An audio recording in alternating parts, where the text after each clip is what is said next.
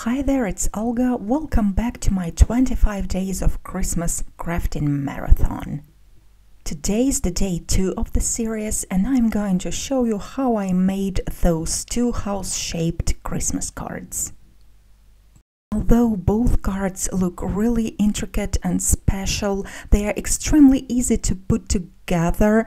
They are even suitable for mass production. You are only going to need 2 die sets, so now let me walk you through an entire process and show you how I made them. So to create a shape of a card, I'll be using the new die set by Paper Discovery called 5x7 Rustic House Shaped Card, and this one contains 27 dies. With the largest die from the set, you can create a card base all at one go. It already has the crease line, you just have to fold it down. To use this particular die, you are going to need a wide die cutting machine that is 8 inches, like Spellbinders, Platinum, Big Shot Plus or similar ones. The next die creates that wood frames. There is also the one that creates the brick panel, and these are the ones I'm going to use to decorate the house. Here I have this die cut out 3 times, then I layered the 3 die cuts for more dimension, and this is the brick panel. Now I'm going to stick them down onto the card base. That's all that I have to do. The remaining smaller dies are all types of doors, windows and add-ons that you can mix and match to create a lot of different houses. And by the way, the wood frame die is 5 by 7 inches and it will fit into a regular Big Shot or other 6-inch die cutting machine. Now I'm going to attach the wood frame onto the card base. I'm using just a liquid glue, and as you can see, this die fits exactly onto the card base.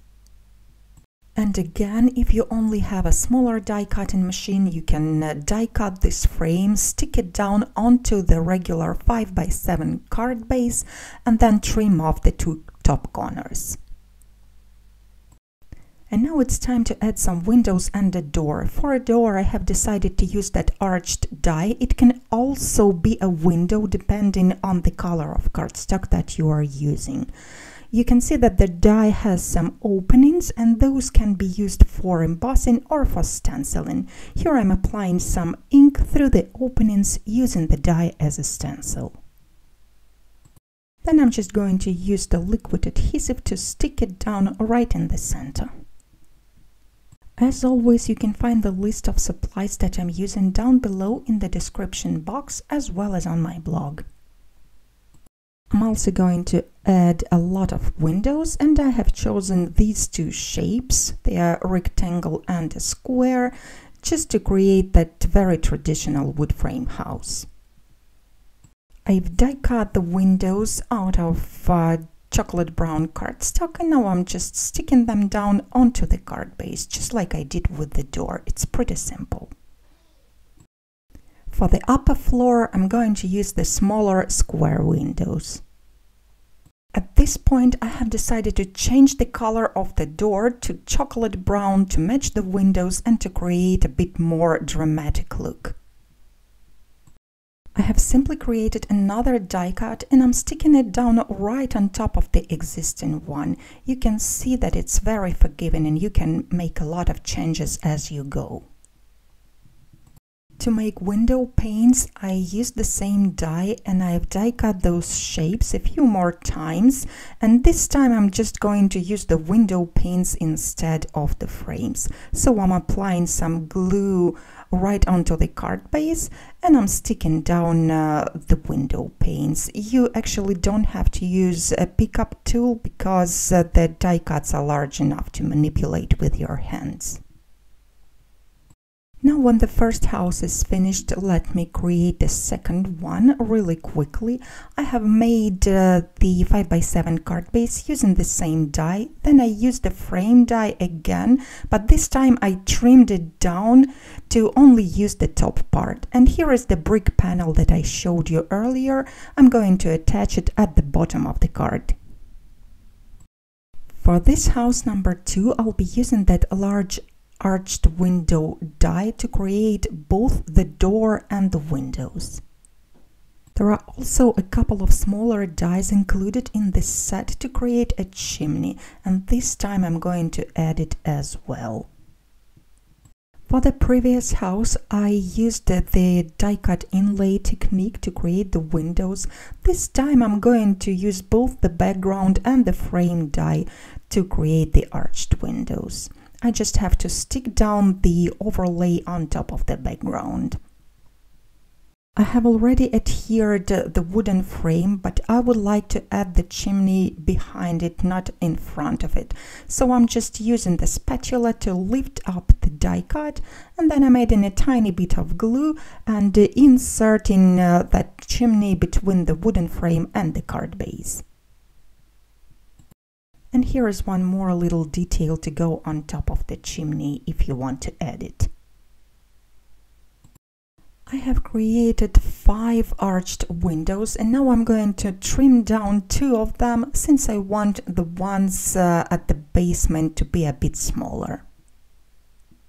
Then I'm going to position all the windows and doors plus some smaller details all over the card base to know exactly where they are going to be attached, and then I'm going to stick them down with the liquid glue one by one. So here I have 2 finished house-shaped cards, and to turn them into Christmas cards, all I have to do is to add some holiday decor. To create all the decorations for both houses, I'll be using just one die set, and this one is called Christmas Essentials die set. It coordinates perfectly with the houses, although it can totally be used on its own. This one includes 23 dies. All you have to do is to die cut various elements and stick them down onto your house. Here I have used mostly red and green cardstock. Some of the dies, like the garlands and the Christmas tree, have that stenciling option. So you can see the garland here has small darker leaves. That is what I did with the stenciling. Then I'm also going to add a layered poinsettia flower on top of that garland. Another die that I really like is that scalloped garland, and this one has the unique option. It is actually expandable, so if you layer the 2 dies one on top of another just like this, they match perfectly, and this way you can make any length of the garland. So for this card I'm going to connect the 2 die cuts, and then I'm going to stick them down on top of the card base as well. I've die cut a door wreath out of red cardstock as well as out of green. Now I'm using the scissors to cut off the ribbon bow from the red one, and then I'm going to stick it down onto the green one. Alternatively, you can die cut this wreath out of white cardstock and color it with markers. Then I'm just going to attach that wreath onto the door, and I'm also going to add even more smaller decorations like those bows, for instance. I'm also going to add that roof gable just because I want more red on my card. My very favorite die of all the set is the one that cuts out that dog, a cat and a little birdie. They always add more life to any project that you are creating. So now I'm sticking down all 3 characters onto my card, and by the way, that little sleigh is also the part of the set. As a very finishing touch, I have also decided to add some half pearls. I'm simply applying some glue onto the areas that I want my pearls to be added, and then I'm using the pickup pencil to position them in place. You can never ruin a project by adding a few pearls to it. I have decorated the second house using the very same die set. As you can see, this time I flipped over the garlands. They work perfectly in both directions. Although both cards have a lot of texture, they are not bulky at all and they are totally mail-in friendly. They measure exactly 5 by 7 inches and will fit into a standard A7 envelope. Well, that was the day 2 project of this series. I hope you enjoyed the tutorial and you will give this project a try. Don't forget to check out the new Rustic Christmas collection by Paper Discovery.